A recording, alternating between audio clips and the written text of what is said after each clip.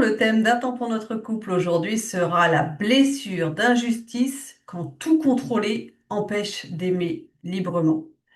La blessure d'injustice est une blessure qui peut saboter profondément la relation à deux, souvent sans qu'on s'en rende compte.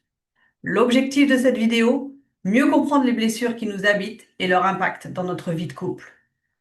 Pour cette vidéo et les précédentes, je me suis fortement inspirée du livre de Lise Bourbeau, Les 5 blessures qui empêchent d'être soi-même. Je vous laisse écouter, puis vous pourrez prendre le temps d'échanger entre vous à la fin de cette vidéo ou pendant cette vidéo au choix. Qu'est-ce que la blessure d'injustice? C'est elle qui pousse à tout contrôler, à se couper de ses émotions et qui rend parfois la vie de couple rigide, frustrante, voire étouffante. D'où vient cette blessure? Cette blessure naît souvent dans un cadre très rigide, autoritaire ou exigeant. Enfant, vous avez peut-être appris qu'il fallait être fort, performant et sans faiblesse. Alors pour ne pas décevoir, vous avez appris à bloquer vos émotions, à vous suradapter et à viser la perfection. Mais à force de vouloir bien faire, on finit par ne plus ressentir. Et ça, dans un couple, ça se paie cher. Le masque du rigide. Pour se protéger, la personne blessée adopte ce que Lise Bourbeau appelle le masque du rigide.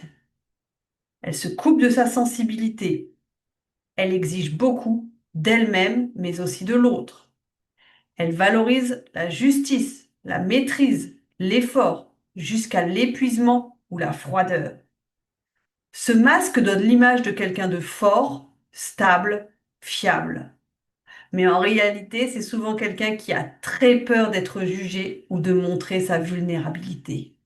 Et dans le couple, que se passe-t-il?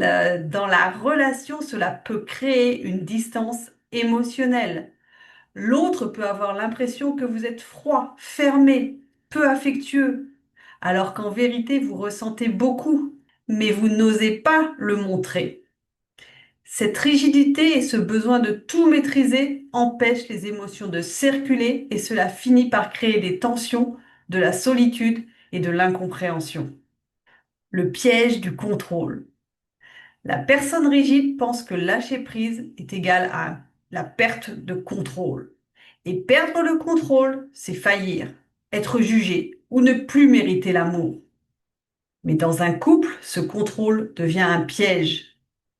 Les élans du cœur sont bloqués, les émotions sont ravalées, l'autre finit par ne plus savoir comment vous atteindre. Alors, comment en sortir? Le chemin de la guérison commence par réapprendre à ressentir.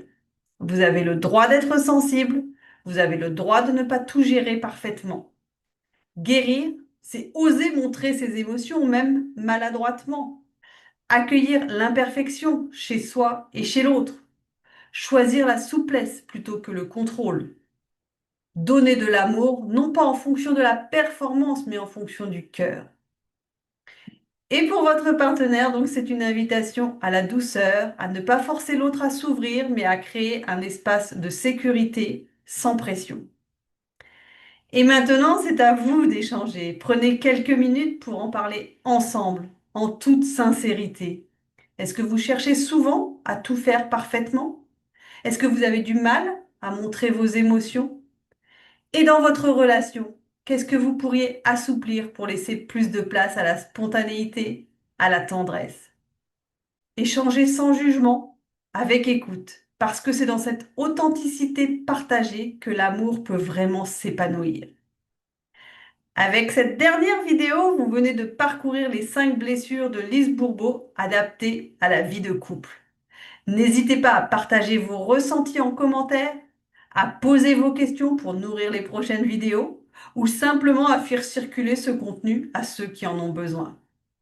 C'était Un temps pour notre couple avec Sophie Caldier, thérapeute de couple, psychologue clinicienne et sexothérapeute. Je vous souhaite une belle journée et je vous dis à bientôt pour de nouveaux sujets.